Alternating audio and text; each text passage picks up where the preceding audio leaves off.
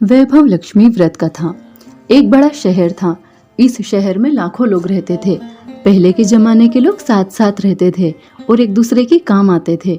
पर नए जमाने के लोगों का स्वरूप ही अलग सा है। सब अपने अपने काम में रत रहते हैं। किसी को किसी की परवाह नहीं। घर के सदस्यों को भी एक दूसरे की परवाह नहीं होती। भजन कीर्तन, भक्ति भाव, दया माया, परोपकार जैसे संस्कार कम हो गए हैं। शहर में बुराइयां बढ़ गई थी। शराब, जुआ, रेस, व्याभिचार, चोरी डकैती वगैरह बहुत से गुनाह शहर में होते थे। कहावत है कि हजारों निराशा में एक अमर आशा छिपी हुई है। इसी तरह इतनी सारी बुराइयों के बावजूद शहर में कुछ अच्छे लोग भी रहते थे। ऐसे अच्छे लोगों में शीला और उसके पति की गृहस्थी मानी जाती थी। शीला धार्मिक प्रवृत्ति की और संतोषी थी। उसका पति भी विवेकी और सुशील था। शीला और उसका पति ईमानदारी से जीते थे। वे किसी की भी बुराई नहीं करते थे और प्रभु भजन में अच्छी तरह समय व्यतीत कर रहे थे। उनकी गृहस्थी आदर्श गृहस्थी थी और शहर के लोग उनकी गृहस्थी की सराहना करते थे। शीला की गृहस्थी इसी तरह खुशी खुशी चल रही थी। पर कहा जाता है कि कर्म की गति न्यारी होती है। विधाता के लिखे लेख कोई नहीं समझ सकता। इंसान का नसीब पल भर में राजा को रंक और रंक को राजा कर देता है। शीला के पति के अगले जन्म के कर्म भोगने के बाकी रह गए होंगे कि वह बुरे लोगों से दोस्ती कर बैठा। वह जल्द से जल्द करोड़पति होने के ख्वाब देखने लगा। इसलिए वह गलत रास्ते पर चढ़ गया और करोड़पति की बजाय रोड़पति बन गया। यानी रास्ते पर भटकते भिखारी जैसी उसकी हालत हो गई। शहर में शराब, जुआ, रेस, चरस, गांजा वगैरह बंदियां फैली हुई थी। उसमें शीला का पति भी फंस गया। दोस्तों के साथ उसे भी शराब की आदत हो गई। जल्द से जल्द पैसे वाला बनने के लालच में दोस्तों के साथ रेस जुआ भी खेलने लगा। इस तरह बचाई हुई धनराशि, पत्नी के गहने, सब कुछ रेस जुए में गवा दिया था। इसी तरह एक वक्त ऐसा भी था कि वह सुशील पत्नी शीला के साथ मजे में रहता था और प्रभु भजन में सुख शांति से वक्त व्यतीत करता था। उसके बजाय घर में दरिद्रता और भूखमरी फैल गई। सुख से खाने की बजाय 2 वक्त भोजन के लाले पड़ गए और शीला को पति की गालियां खाने का वक्त आ गया। शीला सुशील और संस्कारी स्त्री थी। उसको पति के बर्ताव से बहुत दुख हुआ, किंतु वह भगवान पर भरोसा करके बड़ा दिल रखकर दुख सहने लगी। कहा जाता है कि सुख के पीछे दुख और दुख के पीछे सुख आता ही है, इसलिए दुख के बाद सुख आएगा ही। ऐसी श्रद्धा के साथ शीला प्रभु भक्ति में लीन रहने लगी। इस तरह शीला असहाय दुख सहते सहते प्रभु भक्ति में वक्त बिताने लगी। अचानक एक दिन दोपहर को उनके द्वार पर किसी ने दस्तक दी। शीला सोच में पड़ गई कि मुझ जैसे गरीब के घर इस वक्त कौन आया होगा। फिर भी द्वार पर आए हुए अतिथि का आदर करना चाहिए। ऐसे आर्य धर्म के संस्कार वाली शीला ने खड़े होकर द्वार खोला। देखा तो सामने एक माझी खड़ी थी। वे बड़ी उम्र की लगती थीं और उनके चेहरे पर अलौकिक तेज निखर रहा था। उनकी आंखों में से मानो अमृत बह रहा था। उनका भव्य चेहरा करुणा और प्यार से छलकता था। उनको देखते ही शीला के मन में अपार शांति छा गई। वैसे शीला इस माझी को पहचानती न थी, फिर भी उनको देखकर शीला के रोम रोम में आनंद छा गया। शीला माझी को आदर के साथ अंदर ले आई। घर में बिठाने के लिए कुछ भी नहीं था, अतः शीला ने संकोच कर एक फटी हुई चद्दर पर उनको बिठाया। माझी ने कहा, क्यों शीला, मुझे पहचाना नहीं? शीला ने सकुचाकर कहा, माँ, आपको देखते ही बहुत खुशी हो रही है, बहुत शांति हो रही है। ऐसा लगता है मैं बहुत दिनों से जिसे ढूंढ रही थी वे आप ही हैं, पर मैं आपको पहचान नहीं सकती। माँ जी ने हंसकर कहा, क्यों, भूल गई? हर शुक्रवार को लक्ष्मी जी के मंदिर में भजन कीर्तन होते हैं, तब मैं भी वहाँ आती हूँ। वहाँ हर शुक्रवार को हम मिलते हैं। पति गलत रास्ते पर चढ़ गया, तब से शीला बहुत दुखी हो गई और दुख की मारी वह लक्ष्मी जी के मंदिर में भी नहीं जाती थी। बाहर के लोगों के साथ नज़र मिलाते उसे भी शर्म लगती थी। उसने याददाश्त पर बहुत जोर दिया, पर यह माँ जी याद नहीं आ रही। तभी माँ जी ने कहा, तू लक्ष्मी जी के मंदिर में कितने मधुर भजन गाती थी, अभी अभी तो दिखाई नहीं देती थी। इसलिए मुझे हुआ कि तू क्यों नहीं आती है, कहीं बीमार तो नहीं हो गई है ना? ऐसा सोचकर मैं तुझे मिलने चली आई हूँ। माँ जी के अति प्रेम भरे शब्दों से शीला का हृदय पिघल गया। उसकी आंखों में आंसू आ गए। माँ जी के सामने वह बिलख बिलख कर रोने लगी। यह देखकर माँ जी शीला के नज़दीक सरक कर और उसकी सिसकती पीठ पर प्यार भरा हाथ फेरकर सांत्वना देने लगी। माँ जी ने कहा, बेटी, सुख और दुख तो धूप और छांव जैसे होते हैं। सुख के पीछे दुख तो दुख के पीछे सुख आता ही है। धैर्य रखो बेटी, और तुझे क्या परेशानी है? तेरे दुख की बात मुझे सुना, तेरा मन भी हल्का हो जाएगा और तेरे दुख का कोई उपाय भी मिल जाएगा। माँ जी की बात सुनकर शीला के मन को शांति मिली। उसने माँ जी को कहा, माँ, मेरी गृहस्थी में भरपूर सुख और खुशियाँ थी। मेरे पति भी सुशील थे। भगवान की कृपा से पैसे की बात में भी हमें संतोष था। हम शांति से गृहस्थी चलाते, ईश्वर भक्ति में अपना समय व्यतीत करते थे। एकाएक हमारा भाग्य हमसे रूठ गया। मेरे पति को बुरी दोस्ती हो गई। बुरी दोस्ती की वजह से वे शराब, जुआ, रेस, चरस, गांजा वगैरह खराब आदतों के शिकार हो गए और उन्होंने सब कुछ गंवा दिया और हम रास्ते के भिखारी जैसे बन गए। यह सुनकर माँ जी ने कहा, सुख के पीछे दुख और दुख के पीछे सुख आता ही रहता है। ऐसा भी कहा जाता है कि कर्म की गति न्यारी होती है। हर इंसान को अपने कर्म भुगतने ही पड़ते हैं, इसलिए तू चिंता मत कर। अब तू कर्म भुगत चुकी है, अब तुम्हारे सुख के दिन अवश्य आएंगे। तू तो माँ लक्ष्मी जी की भक्त है। माँ लक्ष्मी जी तो प्रेम और करुणा के अवतार हैं। वे अपने भक्तों पर हमेशा ममता रखती हैं। इसलिए तू धैर्य रख के माँ लक्ष्मी जी का व्रत कर, इससे सब कुछ ठीक हो जाएगा। माँ लक्ष्मी जी का व्रत करने की बात सुनकर शीला के चेहरे पर चमक आ गई। उसने पूछा, माँ, लक्ष्मी जी का व्रत कैसे किया जाता है? वह मुझे समझाइए, मैं यह व्रत अवश्य करूँगी। माँ जी ने कहा, बेटी, माँ लक्ष्मी जी का व्रत बहुत सरल है। उसे वर लक्ष्मी व्रत या वैभव लक्ष्मी व्रत कहा जाता है। यह व्रत करने वाले की सब मनोकामनाएं पूर्ण होती है। वह सुख, संपत्ति और यश प्राप्त करता है। ऐसा कहकर माँ जी वैभव लक्ष्मी व्रत की विधि कहने लगी। बेटी, वैभव लक्ष्मी व्रत वैसे तो सीधा साधा व्रत है, किंतु कई लोग यह व्रत गलत तरीके से करते हैं, अतः उसका फल नहीं मिलता।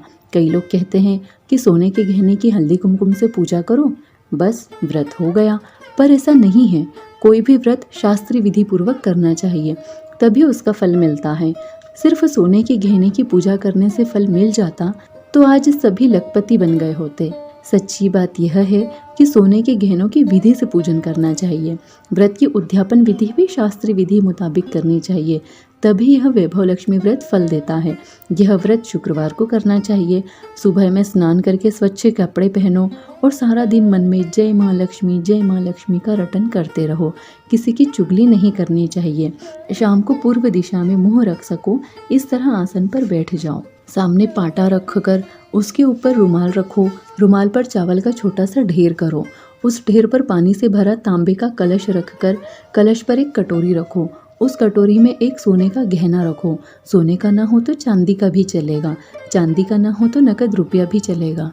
बाद में घी का दीपक जलाकर धूप सुली सुलगा कर रखो। माँ लक्ष्मी जी के बहुत स्वरूप हैं और माँ लक्ष्मी जी को श्रीयंत्र अति प्रिय है, अतः वैभव लक्ष्मी में पूजन विधि करते वक्त सर्वप्रथम श्रीयंत्र और लक्ष्मी जी के विविध स्वरूपों का सच्चे दिल से दर्शन करो। उसके बाद लक्ष्मी स्तवन का पाठ करो। बाद में कटोरी में रखे हुए गहने या रुपए को हल्दी, कुमकुम और चावल चढ़ाकर पूजा करो और लाल रंग का फूल चढ़ाओ।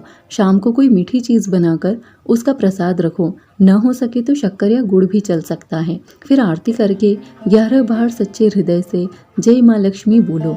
बाद में 11 या 21 शुक्रवार यह व्रत करने का संकल्प माँ के सामने करो।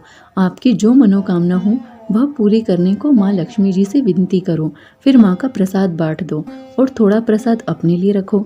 अगर आप में शक्ति हो तो सारा दिन उपवास रखो और सिर्फ प्रसाद खाकर शुक्रवार करो। न शक्ति हो तो एक बार शाम को प्रसाद ग्रहण करते समय खाना खा लो। अगर थोड़ी शक्ति भी ना हो तो 2 बार भोजन कर सकते हो। बाद में कटोरी में रखा गहना या रुपया ले लो। कलश का पानी तुलसी क्यारी में डाल दो और चावल पक्षियों को डाल दो। इसी तरह शास्त्रीय विधि अनुसार व्रत करने से उसका फल अवश्य मिलता है। इस व्रत के प्रभाव से सब प्रकार की विपत्ति दूर होकर आदमी मालामाल हो जाता है। जिसे संतान न हो उसे संतान प्राप्ति होती है। सौभाग्यवती स्त्री का सौभाग्य अखंड रहता है। कुमारी लड़की को मनभावन पति मिलता है। शीला यह सुनकर आनंदित हो गई। फिर पूछा, माँ, आपने वैभव लक्ष्मी व्रत की जो शास्त्रीय विधि बताई है वैसे मैं अवश्य करूँगी, किंतु इसकी उद्यापन विधि किस तरह करनी चाहिए यह भी कृपा करके मुझे सुनाइए। माँ जी ने कहा, 11 या 21 शुक्रवार जो मन्नत मानी हो उतने शुक्रवार यह वैभव लक्ष्मी व्रत पूरी श्रद्धा और भावना से करना चाहिए।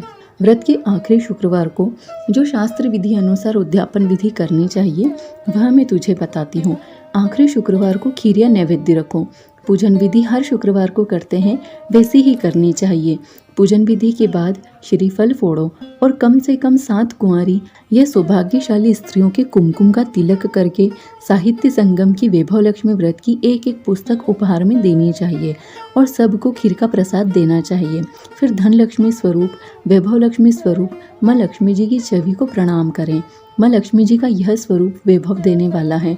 प्रणाम करके मन ही मन भावुकता से माँ की प्रार्थना करते वक्त कहें कि हे माँ धन लक्ष्मी, हे माँ वैभव लक्ष्मी, मैंने सच्चे हृदय से आपका वैभव लक्ष्मी व्रत पूर्ण किया है, तो हे माँ हमारी मनोकामना पूर्ण करो, हमारा सबका कल्याण करो, जिसे संतान न हो उसे संतान देना, सौभाग्यशाली स्त्री का सौभाग्य अखंड रखना, कुंवारी लड़की को मनभावन पति देना, आपका यह चमत्कारी वैभव लक्ष्मी व्रत जो करे उसकी सब विपत्ति दूर करना, सबको सुखी करना। हे माँ आपकी महिमा अपरंपार है। इस तरह माँ की प्रार्थना करके माँ लक्ष्मी जी का धन लक्ष्मी स्वरूप को भाव से वंदन करो। माँ जी के पास से वैभव लक्ष्मी व्रत की शास्त्रीय विधि सुनकर शीला भाव विभोर हो उठी। उसे लगा मानो सुख का रास्ता मिल गया है। उसने आंखें बंद करके मन ही मन उसी क्षण संकल्प लिया कि हे वैभव लक्ष्मी माँ, मैं भी माँ जी के कहे मुताबिक श्रद्धा से शास्त्र विधि अनुसार वैभव लक्ष्मी व्रत 21 शुक्रवार तक करूंगी और व्रत की शास्त्र विधि अनुसार उद्यापन विधि करूंगी। शीला ने संकल्प करके आंखें खोली तो सामने कोई न था। वह विस्मित हो गई कि माँ जी कहाँ गई। यह माँ जी दूसरा कोई न था, साक्षात लक्ष्मी जी ही थी। शीला लक्ष्मी जी की भक्त थी, इसलिए अपने भक्त को रास्ता दिखाने के लिए माँ लक्ष्मी देवी माँ जी का स्वरूप धारण करके शीला के पास आई थी। दूसरे दिन शुक्रवार था। सवेरे स्नान करके स्वच्छ कपड़े पहनकर शीला मन ही मन श्रद्धा से और पूरे भाव से जय माँ लक्ष्मी का मन ही मन रटन करने लगी। सारा दिन किसी की चुगली की नहीं। शाम हुआ तब हाथ पांव मुंह धोकर शीला पूर्व दिशा में मुंह करके बैठी। घर में पहले सोने के बहुत से गहने थे, पर पतिदेव गलत रास्ते पर चढ़कर सब गहने गिरवी रख दिए थे। पर नाक की चुन्नी बच गई थी। नाक की चुन्नी निकालकर उसे धोकर शीला ने कटोरी में रख दी। सामने पाटे पर रुमाल रखकर मुट्ठी भर चावल का ढेर किया। उस पर तांबे का कलश पानी भरकर रखा। उसके ऊपर चुन्नी वाली कटोरी रखी। फिर माँ जी ने कही थी वह शास्त्रीय विधि अनुसार वंदन स्तवन पूजन वगैरह किया और घर में थोड़ी शक्कर थी, वह प्रसाद में रखकर वैभव लक्ष्मी व्रत किया। यह प्रसाद पहले पति को खिलाया। प्रसाद खाते ही पति के स्वभाव में फर्क पड़ गया। उस दिन उसने शीला को मारा नहीं, सताया भी नहीं। शीला को बहुत आनंद हुआ। उसके मन में वैभव लक्ष्मी व्रत के लिए श्रद्धा और बढ़ गई। शीला ने पूर्ण श्रद्धा और भक्ति से 21 शुक्रवार वैभव लक्ष्मी व्रत किया। 21वें शुक्रवार को माँ जी के कहे मुताबिक उद्यापन विधि करके 7 स्त्रियों को वैभव लक्ष्मी व्रत की 7 पुस्तकें उपहार में दी। फिर माता जी के धन लक्ष्मी स्वरूप की छवि को वंदन करके भाव से मन ही मन प्रार्थना करने लगी। हे माँ धन लक्ष्मी, मैंने आपका वैभव लक्ष्मी व्रत करने की जो मन्नत मानी थी, यह व्रत आज पूर्ण किया है। हे माँ, मेरी हर विपत्ति दूर करो, हमारा सबका कल्याण करो, जिसे संतान न हो उसे संतान देना, सौभाग्यवती स्त्रियों का सौभाग्य अखंड रखना, कुंवारी लड़कियों को मनभावन पति देना। आपका यह चमत्कारी वैभव लक्ष्मी व्रत जो करे उनकी सब विपत्ति दूर करना, सबको सुखी करना। हे माँ, आपकी महिमा अपार है। ऐसा बोलकर लक्ष्मी जी के धन लक्ष्मी स्वरूप की छवि को प्रणाम किया। इस तरह शास्त्रीय विधि पूर्वक शीला ने श्रद्धा से व्रत किया और तुरंत ही उसे फल मिला। उसका पति गलत रास्ते पर चला गया था, वह अच्छा आदमी हो गया और कड़ी मेहनत करके व्यवसाय करने लगा। माँ लक्ष्मी जी के वैभव लक्ष्मी व्रत के प्रभाव से उसको पहले से ज़्यादा मुनाफा होने लगा। उसने तुरंत ही शीला के गिरवी रखे गहने छुड़ा लिए। घर में धन की बाढ़ सी आ गई। घर में पहले जैसी सुख शांति छा गई। वैभव लक्ष्मी व्रत का प्रभाव देखकर मोहल्ले की दूसरी स्त्रियां भी शास्त्रीय विधि पूर्वक वैभव लक्ष्मी व्रत करने लगी। हे माँ धन लक्ष्मी, आप जैसे शीला पर प्रसन्न हुई, उसी तरह आपका व्रत करने वाले सब पर प्रसन्न होना, सबको सुख शांति देना। जय धन लक्ष्मी माँ, जय वैभव लक्ष्मी माँ।